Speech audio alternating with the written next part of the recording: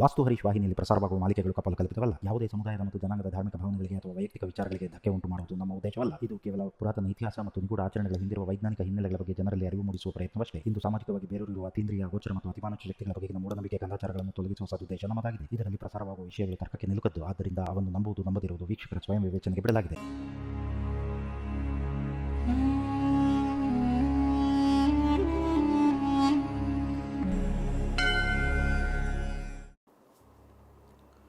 ಪೌರಾಣಿಕ ಕಥೆಗಳಲ್ಲೂ ಗಮನಿಸಿದಾಗ ಈ ಸಂತಾನಹೀನತೆ ಅಥವಾ ಒಂದು ಲೈಂಗಿಕ ನಿರಾಸಕ್ತಿಯ ವಿಚಾರಕ್ಕೆ ಸಂಬಂಧಪಟ್ಟ ಹಾಗೆ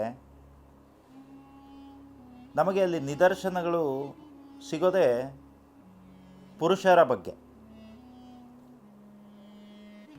ಶ್ರವಣಕುಮಾರನ ತಂದೆ ತಾಯಿ ದಶರಥನಿಗೆ ಕೊಟ್ಟಂಥ ಶಾಪ ಆಗ್ಬೋದು, ಕಿಂದಮ ಋಷಿಗಳು ಪಾಂಡುರಾಜನಿಗೆ ಕೊಟ್ಟಂಥ ಶಾಪ ಆಗ್ಬೋದು, ಅಥವಾ ಆನುವಂಶಿಕವಾಗಿ ಆತನಿಗೆ ಬಂದಿದ್ದಂತಹ ಪಾಂಡುರೋಗ ಆಗ್ಬೋದು. ಈ ರೀತಿಯಾದಂಥದ್ದು ಕೆಲವೊಂದನ್ನೆಲ್ಲ ನೋಡ್ತಾ ಹೋದಾಗ ಈ ರೀತಿಯಾದಂಥ ಬಹಳಷ್ಟು ಉದಾಹರಣೆಗಳು ಸಿಗುತ್ತೆ ನಮಗೆ, ನಿದರ್ಶನಗಳು. ಅಲ್ಲಿ ಎಲ್ಲೂ ಸ್ತ್ರೀಯರಿಗೆ ಶಾಪಗಳು ಅನ್ವಯ ಆಗಿಲ್ಲ. ಧರ್ಮರಾಯ ಕುಂತಿಗೆ ಹೆಂಗಸರು ಬಾಯಲ್ಲಿ ಮಾತು ನಿಲ್ಲಲ್ಲ, ಅದು ಬೇರೆ ಪ್ರಶ್ನೆ. ಬಟ್ ಈ ಒಂದು ಬಂಜೆತನಕ್ಕೆ ಸಂಬಂಧಪಟ್ಟಂಥ ಸಮಸ್ಯೆ ಪೌರಾಣಿಕ ಕಥೆಗಳಲ್ಲಿ ನೋಡಿದಾಗ ಪುರುಷರಿಂದಲೇ ಅದು ಪ್ರಾರಂಭ ಆಗೋದು. ಈಗ ಏನು ಪ್ರಾರಂಭ ಆಗ್ತಾ ಇದೆ ಪುರುಷ ಬಂಜೆತನ ಅಂತ ಏನು ವೈಜ್ಞಾನಿಕ ಲೋಕ, ವೈದ್ಯಕೀಯ ಲೋಕ ಹೇಳ್ತಾ ಇದೆ, ಇದು ಹೊಸದೇನಲ್ಲ ಅನ್ನೋದಕ್ಕೆ ಇವುಗಳು ಉದಾಹರಣೆ. ಪುರುಷರಿಂದಲೇ ಇವು ಸಮಸ್ಯೆ ಪ್ರಾರಂಭ ಆಗತ್ತೆ ಅನ್ನೋದಕ್ಕೆ. ಹಾಗಾಗಿ ಆ ಒಂದು ಶಾಪಕ್ಕೆ ಒಳಗಾದಂಥವರ ಮನಸ್ಸಿನ ಮೇಲೆ ಪ್ರಭಾವ ಬೀರುತ್ತೆ ಶಾಪಗಳು ಯಾವತ್ತೂ. ಆ ಶಾಪದಿಂದ ಉಂಟಾದಂತಹ ಒಂದು ರೇಡಿಯೇಷನ್ ಅಥವಾ ಫ್ರೀಕ್ವೆನ್ಸಿ ಏನಿರುತ್ತಲ್ಲ, ಮಾನಸಿಕವಾಗಿ ಒಬ್ಬ ವ್ಯಕ್ತಿಯ ಒಂದು ದೇಹವನ್ನು ಶಕ್ತಿಹೀನ ಮಾಡ್ತಾ ಹೋಗುತ್ತೆ. ಅಂದರೆ ಇಲ್ಲಿ ಪ್ರಧಾನವಾದದ್ದು ಮಾನಸಿಕ ಕ್ರಿಯೆ.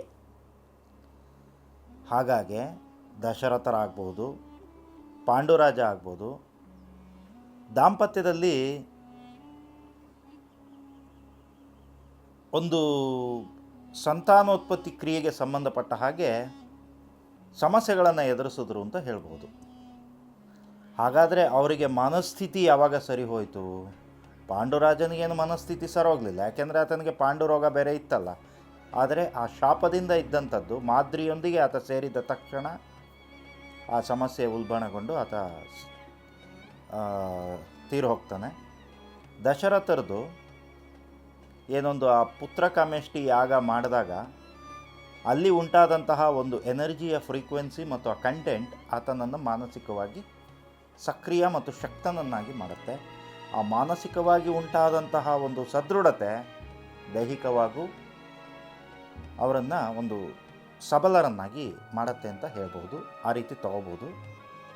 ಹಾಗಾಗಿ ಅನಾದಿ ಕಾಲದಿಂದಲೂ ಉಲ್ಲೇಖಗೊಳ್ಳುತ್ತಾ ಬಂದಿರತಕ್ಕಂಥ ಈ ಒಂದು ಸಂತಾನಹೀನತೆ ಅಥವಾ ಲೈಂಗಿಕ ನಿರಾಸಕ್ತಿ ವಿಚಾರಗಳ ಬಗ್ಗೆ ಕೇವಲ ಔಷಧಿಗಳನ್ನು ತಗೊಳ್ಳೋದ್ರಿಂದ ಅಥವಾ ಯಾವುದೋ ಚಿಕಿತ್ಸೆಗೆ ಒಳಗಾಗೋದರಿಂದ ಅದರ ಫಲ ದೇಹಕ್ಕೆ ಸಿಗುತ್ತೋ ಹೊರತು ಮನಸ್ಸಿಗೆ ಸಿಗೋದಿಲ್ಲ. ಹಿಂದಿನ ಕಾಲದಲ್ಲಿ ಯಾವ ರೀತಿ ಶಾಪಗಳಿಂದ ಮನಸ್ಸು ಒಂದು ಗೊಂದಲದಲ್ಲಿ ಮತ್ತು ಭಯದಲ್ಲಿ, ಆತಂಕದಲ್ಲಿ ಇದ್ದು ಒಂದು ದಾಂಪತ್ಯದಲ್ಲಿ ಗಂಡು ಹೆಣ್ಣು ಸೇರುವ ವಿಚಾರದಲ್ಲಿ ಒಂದು ನಿರಾಸಕ್ತಿ ಅಥವಾ ಒಂದು ಪರಿಪೂರ್ಣತ್ವವಾದಂತಹ ತೃಪ್ತಿ ಇಲ್ಲದೆ ಹೋಗ್ತಾ ಇತ್ತೋ, ಈಗಿನ ಕಾಲಘಟ್ಟಕ್ಕೆ ಆಗ ಬರೀ ಪುರುಷರಲ್ಲಿ ಇತ್ತು ಆ ಸಮಸ್ಯೆ. ಈಗಿನ ಕಾಲದಲ್ಲಿ ಗಂಡು ಮತ್ತು ಹೆಣ್ಣು ಇಬ್ಬರಲ್ಲೂ ಈ ಸಮಸ್ಯೆ ಎದ್ದು ಕಾಣ್ತಾ ಇದೆ. ಯಾಕೆಂದರೆ ಇವತ್ತು ವಿದ್ಯಾವಂತ ಹೆಣ್ಣು ಮಕ್ಕಳು ಕಂಪನಿಗಳಿಗೆ ಹೋಗಿ IT-BT ಸೆಕ್ಟರಲ್ಲಾಗ್ಬೋದು ಅಥವಾ ಬೇರೆ ಬೇರೆ ಎಲ್ಲ ಒಂದು ಕ್ಷೇತ್ರಗಳಲ್ಲೂ ಸಹ ಅವರೂ ಸಹ ಒಂದು ಕೆಲಸ ಮಾಡುವ ಒಂದು ಕಾರ್ಯದಲ್ಲಿ ತೊಡಗಿಸ್ಕೊಂಡಿರೋದ್ರಿಂದ ಸಹಜವಾಗಿ ಅವ್ರಿಗೂ ಮಾನಸಿಕವಾಗಿ ಮತ್ತು ದೈಹಿಕವಾಗಿ ಒಂದು ಮಾನಸಿಕ ಒತ್ತಡ, ದೈಹಿಕ ನಿಶಕ್ತಿ ಇರೋದು ಸಹಜ. ಮತ್ತು ಏನು 108 ಮರ್ಮಸ್ಥಾನಗಳು, ಗ್ರಂಥಿಗಳು ದೇಹವನ್ನು ರಕ್ಷಿಸ್ಕೊತಾ ಬರುತ್ತೆ. ದೇಹದ ಕ್ರಿಯೆಗಳ ಮೇಲೆ ಒಂದು ಪ್ರಭಾವನ ಬೀರ್ತಾ ಬರ್ತಕ್ಕಂಥ ಶಕ್ತಿ ಕೇಂದ್ರಗಳೇನಿರುತ್ತೆ ಅಂಥವು ಸಹ ಬಲಹೀನಗೊಳ್ತಾ ಇರೋದು, ನಿಷ್ಕ್ರಿಯಗೊಳ್ತಾ ಇರೋದು. ಯಾವ ರೀತಿ ನಿಷ್ಕ್ರಿಯಗೊಳ್ಳುತ್ತೆ ಅಂದರೆ, ಫಿಸಿಕಲ್ ಆ್ಯಕ್ಟಿವಿಟೀಸ್ ಯಾವುದೂ ಇಲ್ಲ. ಮನೆ ಮುಂದೆ ಕಾರ್ ಬರುತ್ತೆ, ಬಟ್ಟೆ ಒಗೆಯೋದಕ್ಕೆ ವಾಷಿಂಗ್ ಮಿಷಿನ್ ಇದೆ, ಹಿಟ್ಟು ರುಬ್ಬೋದಕ್ಕೆ ಗ್ರೈಂಡ್ರ್ ಇದೆ. ಹೀಗೆ ಹೇಳ್ತಾ ಹೋದರೆ, ಮುಂಚೆ ನೀರು ಕಾಯಿಸೋದಕ್ಕೆ ಒಲೆ ಹಚ್ಚೋರು ಹೊಗೆಗೆ ಕಣ್ಣಲ್ಲಿ ನೀರು ಕಿತ್ಕೊಳ್ಳೋದು, ಕೆಮ್ಮು ಬರೋದು, ಲಂಗ್ಸ್ ಕ್ಲೀನ್ ಆಗೋದು. ಅವತ್ತಿದ್ದಂಥ ಮರಗಳ ಒಂದು ತತ್ವ ಬೇರೆ ಇತ್ತು.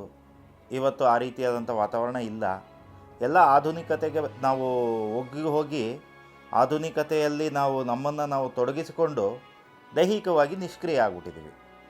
ಸೊ ಆ 108 ಮರ್ಮಸ್ಥಾನಗಳಲ್ಲಿ ಏನು ಬ್ಲಾಕೇಜಸ್ ಉಂಟಾಗ್ತಾ ಹೋಗುತ್ತೆ, ಮರ್ಮಸ್ಥಾನಗಳು, ಆ 108 ಮರ್ಮಸ್ಥಾನಗಳು ಅನ್ನೋದು ಸಹ ಮನಸ್ಸಿಗೆ ಸಂಬಂಧಪಟ್ಟಂಥದ್ದೇ, ಮೆದುಳಿಗೆ ಒಂದು ಸಂಬಂಧಪಟ್ಟಂಥದ್ದು. ಹೇಗೆ ಅಂದರೆ, ಇವಾಗ ಯಾರಾದರೂ ನಾನು ಯಾವುದೋ ಒಂದು ಒತ್ತಡದಲ್ಲಿ ಟೆನ್ಷನಲ್ಲಿ ಇದ್ದಾಗ ನನಗೆ ಯಾರೋ ಫೋನ್ ಮಾಡಿ, ಏನಪ್ಪ ಫೋನೇ ಮಾಡಿಲ್ಲ, ನಾನೇ 108 ಟೆನ್ಷನಲ್ಲಿದ್ದೀನಿ, ಹೋಗಪ್ಪ ಇಡಪ್ಪ ಫೋನ್ ಆಮೇಲೆ ಮಾಡ್ತೀನಿ ಅಂತೀನಿ. ಹಾಗೆ 108 ಟೆನ್ಷನ್ ಅನ್ನೋದು ಸಹಜವಾಗಿ ಬಾಯಿಂದ ಬರುತ್ತೆ. ಅದು ಮನಸ್ಸಿನಿಂದ ಬಾಯಿಗೆ ಬಂದು ಅದು ಬಂದ್ಬಿಡತ್ತೆ ಆ ಪದ. ಆದರೆ ಒಂದು 5 ರೀಸನ್ ಹೇಳಿ ಆ ಒತ್ತಡಕ್ಕೆ ಅಂತಂದರೆ ನಮ್ಗೆ ಹೇಳೋಕ್ಕೆ ಗೊತ್ತಾಗೋದಿಲ್ಲ. ಯಾಕೆಂದರೆ 108 ಅನ್ನುವಂಥದ್ದು ಬ್ಲಾಕ್ ಆಗೋದೇ 108 ಮರ್ಮಸ್ಥಾನಗಳು. 108 ಅಂತ ಬರೋದು ಬಾಯಿಂದ ಅದಕ್ಕೋಸ್ಕರನೇ. ಆ ಮರ್ಮಸ್ಥಾನಗಳು ಯಾವಾಗ ಬ್ಲಾಕ್ ಆಗುತ್ತೆ, ಅಯ್ಯೋ 108 ಟೆನ್ಷನ್ ಇದೆ ಬಿಡಪ್ಪ ಅಂತ ತಮಿಳಲ್ಲೂ ಹೇಳ್ತಾರೆ, ಆಯ್ತಟ್ಟು ಪ್ರಶ್ನೆ ಇರಕ್ಕೆ ಅಂತ. ಅವರು 1008 ಅಂದ್ಬಿಡ್ತಾರೆ ಒಂದೇ ಸತಿ. ಹಾಗೆ ಈ ರೀತಿಯಾದಂಥ ಕೆಲವೊಂದು ವಿಚಾರಗಳು ಏನು ಮನಸ್ಸಿನ ಒಂದು ಅಲೆಗಳ ಮೇಲೆ, ಮಾನಸಿಕ ಸ್ಥಿತಿಗತಿಯ ಮೇಲೆ ಪ್ರಭಾವ ಬೀರುತ್ತಲ್ಲ, ಇದನ್ನೆಲ್ಲ ಸರಿ ಮಾಡುವಂಥದ್ದು ಯಾವುದು? ನಮ್ಮ ತಾಳ್ಮೆ. ಮನಸ್ಸಿಗೆ ಶಕ್ತಿಯನ್ನು ತುಂಬತಕ್ಕಂಥದ್ದು ಒಂದೇ ಭಗವಂತನ ಸ್ಮರಣೆ, ಪ್ರಾರ್ಥನೆ ಮತ್ತು ಕೆಲವೊಂದು ಕ್ರಿಯೆಗಳು. ಈ ಅಗ್ನಿಗೆ ಸಂಬಂಧಪಟ್ಟಂಥ ಕ್ರಿಯೆಗಳು.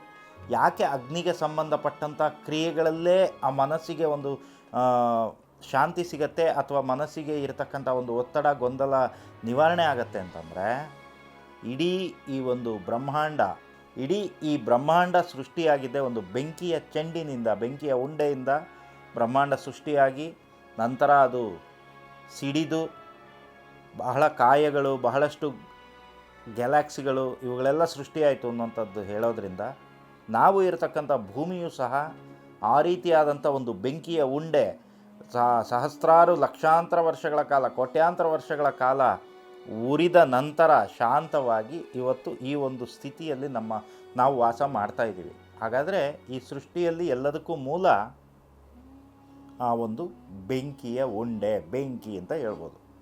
ಆ ಬೆಂಕಿಯಿಂದಲೇ ಎಲ್ಲವೂ ಸೃಷ್ಟಿಯಾಗಿದೆ. ಮೊದಲು ಶಕ್ತಿ ಬಂತ ಅಥವಾ ಬೆಂಕಿ ಬಂತ ಅಂದರೆ ಉತ್ತರ ಹೇಳಲಿಕ್ಕಾಗಲ್ಲ. ಕೆಲವರು ತಮಾಷೆಗೆ ಹೇಳ್ತಾ ಇರ್ತಾರೆ, ಕೋಳಿ ಮೊದಲು ಬಂತ, ಮೊಟ್ಟೆ ಮೊದಲು ಬಂತ ಅಂತ. ಹಾಗೆ ಆದರೆ ಬುದ್ಧಿವಂತರು ಹೇಳ್ತಾ ಇರ್ತಾರೆ, ನೀನು ಯಾವುದು ಆರ್ಡ್ರ್ ಮಾಡಿದ್ರೆ ಅದು ಮೊದಲು ಬರುತ್ತೆ ಅಂತ. ಹಾಗೆ ಈ ಬೆಂಕಿಯಿಂದ ಜಗತ್ತು ಸೃಷ್ಟಿಯಾಯಿತು, ಜಗತ್ತು ಸೃಷ್ಟಿಯಾದಮೇಲೆ ಬೆಂಕಿ ಅನ್ನೋ ತತ್ವ ಬಂತ ಅನ್ನೋದರ ಉತ್ತರ ಇದುವರೆಗೂ ಬಹಳಷ್ಟು ಮಹಾ ತಪಸ್ವಿಗಳಿಗೂ ಸಹ ಸಿಕ್ಕಿಲ್ಲ. ಅದಕ್ಕೆ ಆಧಾರಗಳು ಸಹ ಇಲ್ಲ. ಹಾಗಾಗಿ ಮನೆಯಲ್ಲಿ ಅಗ್ನಿಹೋತ್ರ ಕ್ರಿಯೆ, ಅದರಲ್ಲೂ ವಿಶೇಷವಾಗಿ ಸಂಚಿತ ಪ್ರಾರಬ್ಧ ಋಣಶೇಷಗಳನ್ನು ನಿವಾರಣೆ ಮಾಡುವಂತಹ ಋಣ ವಿಮೋಚನ ನಾರಸಿಂಹ ಮಂತ್ರ ಮತ್ತು ಈ ಭೂಮಿಗೆ ಇಹಲೋಕಕ್ಕೆ ಸಂಬಂಧಿಸಿದಂತಹ, ಹಾಗೆ ಈ ಶ್ರೀನಿವಾಸನೇ ವರಾಹನಾಥನ ಹತ್ರ ಭೂಮಿಯನ್ನು ಇರೋದಕ್ಕೆ ಅನುಮತಿ ಕೇಳ್ತಾನಲ್ಲ, ಭೂಮಿಯಲ್ಲಿ ಇರೋದಕ್ಕೆ, ಹಾಗೆ ಈ ಭೂಮಿಯನ್ನು ಸಂರಕ್ಷಿಸಿದಂತಹ ಮತ್ತು ಈಗ ನಾವಿರ್ತಕ್ಕಂಥದ್ದೆಲ್ಲ ಶ್ವೇತ ವರಾಹ ಕಲ್ಪ. ಸೊ ಆ ವರಾಹನಾಥನ ಒಂದು ಪ್ರಾರ್ಥನೆ ಮತ್ತು ಆ ಒಂದು ಫ್ರೀಕ್ವೆನ್ಸಿ ವೈಬ್ರೇಷನ್ಸ್ ಎನರ್ಜಿಯನ್ನು ಮನೆಯಲ್ಲಿ ಮರುಸ್ಥಾಪನೆ ಮಾಡಿಸುವಂಥದ್ದು ಮತ್ತು ನೆಗೆಟಿವ್ನ ಕ್ಲೀನ್ ಮಾಡುವಂಥದ್ದು ಭೂವರಾಹನಾಥ ಕವಚ. ಇದು ಎರಡನ್ನೂ ಮನೆಯಲ್ಲಿ ಬೆಳಿಗ್ಗೆ ಮತ್ತು ಸಂಜೆ ನಿರಂತರವಾಗಿ ಮಾಡ್ಕೊತ ಬಂದಾಗ ಯಾವ ವಾಸ್ತು ಅಡ್ವೈಸರ್ಸು ಬೇಕಾಗಿಲ್ಲ, ಯಾವ ಇತರೆ ಹೋಮ ಹವನಾದಿಗಳು ಮನೆಯಲ್ಲಿ ಮಾಡೋ ಅವಶ್ಯಕತೆ ಇರೋದಿಲ್ಲ, ಯಾವುದೇ ವಿಧವಾದಂಥ ಆಲ್ಟ್ರೇಷನ್ಸು, ಬೇರೆ ಬೇರೆ ಎನರ್ಜಿ ಮೆಟೀರಿಯಲ್ಸ್ ಇಡ್ತಕ್ಕಂಥ ಅವಶ್ಯಕತೆಯೇ ಬರೋದಿಲ್ಲ. ಇದು ಏನು ಮಾಡುತ್ತೆ, ಮಾನಸಿಕವಾಗೂ ದೈಹಿಕವಾಗೂ ನಿಮ್ಮ ಆರೋಗ್ಯವನ್ನು ಕಾಯ್ದುಕೊಳ್ಳೋದಕ್ಕೆ ನೀವು ಹೊರಗಿನಿಂದ ಏನೇನು ಸಪ್ಲಿಮೆಂಟ್ಸ್ ದೇಹಕ್ಕೆ ಕೊಡ್ತಿರಲ್ಲ, ಅದನ್ನು ಆ ದೇಹ ರಿಸೀವ್ ಮಾಡಿಕೊಂಡು ಅದನ್ನು ಜೀರ್ಣಿಸಿಕೊಂಡು ಅದರಲ್ಲಿ ಇರತಕ್ಕಂಥ ಒಂದು ಅಂಶ ಏನಿರುತ್ತೆ ಅದನ್ನು ದೇಹಕ್ಕೆ ಅಳವಡಿಸಿಕೊಳ್ಳೋದಕ್ಕೆ ಈ ಹೊರಗಿನ ಈ ಒಂದು ಅಗ್ನಿಕ್ರಿಯೆ ಸಪೋರ್ಟ್ ಮಾಡುತ್ತೆ. ಹಾಗಾಗಿ ಬಹಳಷ್ಟು ಪರಿಹಾರ ಕೇಳ್ತಕ್ಕಂಥವ್ರಿಗೆ ಅಗ್ನಿಹೋತ್ರ ಮಾಡಿ ಅಂತಕ್ಕಂಥದ್ದನ್ನು ನಾನು ಸಜೆಸ್ಟ್ ಮಾಡ್ತಾ ಇರ್ತೀನಿ. ಮನೆಯಲ್ಲಿ ಎನರ್ಜಿ ಮೆಟೀರಿಯಲ್ಸ್ ಇಡೋದ್ರಿಂದ ಅಂತ ಕೆಲವೊಂದು ಹೇಳಿದೆ. ಏನಕ್ಕೆ ಈ ಮಾತು ಬಂತು ಅಂದರೆ, ಇವತ್ತು ನಾವು ಇರತಕ್ಕಂಥದ್ದೆಲ್ಲ ವ್ಯಾವಹಾರಿಕ ಜಗತ್ತು, ವ್ಯಾಪಾರ, ಪ್ರತಿಯೊಂದು ವ್ಯಾಪಾರನೇ, ಧನಮಿತ್ತಂ ಜಗತ್ತು. ಹಾಗಾಗಿ ನೀವು ಯಾವುದೇ ಒಂದು ದೇವಸ್ಥಾನಕ್ಕೆ ಹೋದರೂ ಮುಂಚೆ ಸಮಸ್ಯೆನ ಹೇಳ್ಕೊಂಡ್ರೆ ಯಾವುದೋ ಒಂದು ಯಂತ್ರ ಬರೆದು ಕೊಡೋರು, ಆ ಸಮಸ್ಯೆಗೆ ಸಂಬಂಧಿಸಿದಂತಹ ಯಂತ್ರವನ್ನು, ಅದು ಒಂದು ತಿಥಿ, ವಾರ, ಗಳಿಗೆ ಎಲ್ಲ ನೋಡಿ ಆ ಒಂದು ತಾಮ್ರ ಅಥವಾ ಬೆಳ್ಳಿ ಅಥವಾ ಚಿನ್ನದ ಆ ಶೀಟ್ ಏನಿರುತ್ತೆ, ಆ ಒಂದು ತಗಡು, ಅದನ್ನು ಪಾದರಸ ಇತ್ಯಾದಿ ಕೆಲವೊಂದು ಮೂಲಿಕೆಗಳಿಂದ ಶುದ್ಧ ಮಾಡಿ ಅದಕ್ಕೊಂದು ಎನರ್ಜಿಯನ್ನು ಕೊಟ್ಟು ಸಂಕಲ್ಪವನ್ನು ಅಳವಡಿಸಿ ಪ್ರೋಗ್ರಾಮಿಂಗ್ ಮಾಡಿ ಕೊಡ್ತಾಯಿದ್ರು. ಇವತ್ತು ಏನಾಗಿದೆ, ರೆಡಿಮೇಡ್ ಸಿಗುತ್ತೆ, ಅದು ಪೋಸ್ಟ್ನಲ್ಲಿ ಎಲ್ಲೆಲ್ಲಿ ಯಾವ್ಯಾವ ಕೊರಿಯರ್ ಆಫೀಸಲ್ಲಿ ಎಲ್ಲೆಲ್ಲಿ ಬಿಸಾಕಿರ್ತಾರೋ, ಯಾವನ ಅದನ್ನು ತುಳ್ಕೊಂಡು ಓಡಾಡಿರ್ತಾನೋ ಅಥವಾ ಇನ್ನೊಂದಾಗಿರುತ್ತೋ, ಅಲ್ಲಿ ಒಂದು ಶುದ್ಧತೆ ಮತ್ತೊಂದು ಮಗದೊಂದು ಅನ್ನೋಂಥದ್ದು ಇರೋದೇ ಇಲ್ಲ. ಅದಕ್ಕೆ ಏನು ಭಾವನೆ ಕೊಡೋಕ್ಕೆ ಸಾಧ್ಯ? ನಾವು ಪೂಜಿಸಿ ಅದಕ್ಕೆ ಶಕ್ತಿಯನ್ನು ತುಂಬಿ ಕಳುಹಿಸಿಕೊಡಲಾಗುವುದು ಅಂತ ಬಹಳಷ್ಟು ಜಾಹೀರಾತುಗಳು ನೋಡ್ತಾ ಇರ್ತೀವಿ. ಎಷ್ಟೋ ಜನ ನಮಗೆ ತುಂಬ ಆರ್ಥಿಕ ಸಮಸ್ಯೆ ಇದೆ, ಮನೆಯಲ್ಲಿ ಕುಬೇರ ಯಂತ್ರ ಇಟ್ಟರೆ ನಮಗೆ ಹಣಕಾಸಿನ ವಿಚಾರದಲ್ಲಿ ಒಳ್ಳೆಯದಾಗಿ ನಾವು ಧನಿಕರಾಗ್ತೀವ ಅಂತ ಕೇಳ್ತಾರೆ. ಅಂಥವ್ರಿಗೆ ನಾನೊಂದು ಸಿಂಪಲಾಗಿ ಒಂದು ಕ್ವಶನ್ ಕೇಳ್ತೀನಿ. ತಿರುಮಲದ ವೆಂಕಟೇಶ್ವರ ಏನಿದ್ದಾನೆ, ಆತ ಪದ್ಮಾವತಿಯನ್ನು ಮದುವೆ ಆಗಬೇಕು ಅಂದಾಗ ಲಕ್ಷ್ಮಿಯ ಸಹೋದರನಾದಂಥ ಇದೇ ಕುಬೇರ ಯಂತ್ರ ನೀವೇನು ಹೇಳ್ತಾ ಇದ್ದೀರಾ, ಆ ಕುಬೇರನ ಹತ್ರ ಸಾಲವಾಗಿ ಹಣನ ಪಡ್ಕೊಂಡ ಕಲಿಯುಗದ ಅಂತ್ಯದವರೆಗೂ ನಾನು ಬಡ್ಡಿ ಕಟ್ತೀನಿ ಅಂತ ಹೇಳಿ.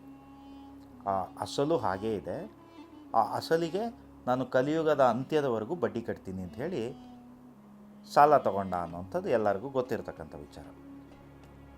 ಸ್ವಂತ ಅಕ್ಕನ ಗಂಡ ಭಾವನ ಹತ್ರನೇ ಬಡ್ಡಿ ತಗೊಂಡಂತಹ ಕುಬೇರ ನನಗೆ ನಿಮಗೆ ಹಾಗೆ ಅನುಗ್ರಹಿಸ್ತಾನ ಅನ್ನೋಂಥದ್ದು ಅವರವರ ಸ್ವಂತ ವಿವೇಚನೆಯಿಂದ ಅವರವರು ಯೋಚನೆ ಮಾಡಬೇಕು. ಇದೇ ರೀತಿ ಬಹಳಷ್ಟು ಯಂತ್ರಗಳಿದೆ, ಮಹಾಲಕ್ಷ್ಮಿ ಯಂತ್ರ ಇದೆ. ಯಂತ್ರಗಳ ವಿಚಾರದಲ್ಲಿ ನಾನು ಹೇಳ್ತಾರದು, ಹಾಗಾದರೆ ಅದು ಪದ್ಧತಿ ಸುಳ್ಳಲ್ಲ, ಆದರೆ ಆ ಯಂತ್ರದ ಉದ್ದೇಶಕ್ಕೆ ಇವತ್ತು ಹೇಳ್ತಾ ಇದ್ದಾರೆ ಗೊತ್ತಾ, ಉದ್ದೇಶ ಕೊಡ್ತಾ ಇದ್ದಾರೆ ಗೊತ್ತಾ, ಅದಕ್ಕೆ ಅದು ಸುಳ್ಳು, ಅದು ತಪ್ಪು.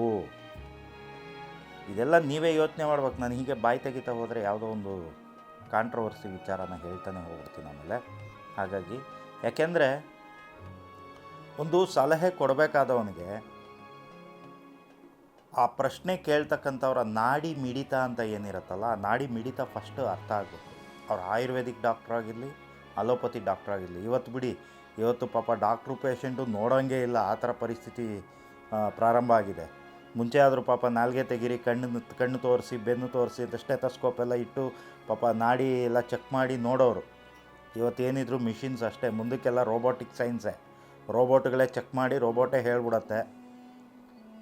ಹಾಗಾಗಿ ಆ ನಾಡಿ ಮಿಡಿತ ಅನ್ನೋಂಥದ್ದು ಗೊತ್ತಾಗದೇ ಇರೋರು ಎಷ್ಟರ ಮಟ್ಟಿಗೆ ಪರಿಹಾರ ಕೊಡಲಿಕ್ಕೆ ಸಾಧ್ಯ?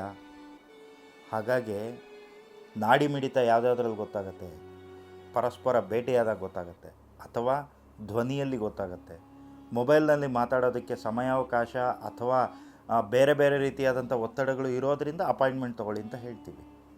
ಆದರೆ ವಾಯ್ಸ್ ಮೆಸೇಜ್ ಕನ್ನಡದಲ್ಲಿ ಕಳಿಸ್ಕೊಡಿ ನಿಮ್ಮ ಪ್ರಶ್ನೆನ ಅಂದಾಗ ಅಕ್ಷರಗಳು ಕೇವಲ ಒಂದು ವಿಷಯವನ್ನಷ್ಟೇ ರವಾನಿಸಬಲ್ಲವು. ಭಾವನೆಯನ್ನು, ಆ ಒಂದು ವೈಬ್ರೇಷನ್ ಫ್ರೀಕ್ವೆನ್ಸಿ ಅಂತಿರತ್ತಲ್ಲ, ಆ ಅಂತರಾಳದಿಂದ ಬರುತ್ತಲ್ಲ, ಆ ಒಂದು ಭಾವನೆಗಳನ್ನು ಆ ಅಕ್ಷರಗಳು ರವಾನಿಸೋದಿಲ್ಲ. ಆವಾಗ ನಾಡಿ ಮಿಡಿತ ಹೇಗೆ ಗೊತ್ತಾಗುತ್ತೆ?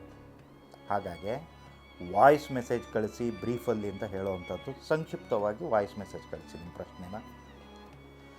ಲೊಕೇಶನ್ ಕಳಿಸಿ ಅಂತ ಹೇಳ್ತೀನಿ, location link, current location link. ಇದೆರಡು ಏನಕ್ಕೆ ಹೇಳ್ತೀನಿ ಅಂದರೆ, ಈ ಮೊಬೈಲ್ನ ಫ್ರೀಕ್ವೆನ್ಸಿ, ಆ ಮೊಬೈಲ್ ನಂಬರ್ನ ಫ್ರೀಕ್ವೆನ್ಸಿ ಯಾವ ಲೊಕೇಶನ್ನಲ್ಲಿರುತ್ತೋ ಮತ್ತು ನೀವು ಯಾವ ಲೊಕೇಶನ್, ಕರೆಂಟ್ ಲೊಕೇಶನ್ ಲಿಂಕ್ ಕಳಿಸಿರ್ತೀರೋ ಅದರ ಜೊತೆಗೆ ವಾಯ್ಸ್ ಫ್ರೀಕ್ವೆನ್ಸಿಯನ್ನು ಮ್ಯಾಚ್ ಮಾಡಿ ಅಲ್ಲಿ ಒಂದು ಪಾಸಿಟಿವ್ ವೈಬ್ಸ್ನ ಪೋರ್ಟಿಂಗ್ ಮಾಡ್ತಕ್ಕಂಥ ಕ್ರಿಯೆ ನನಗೆ ಗೊತ್ತಿದೆ.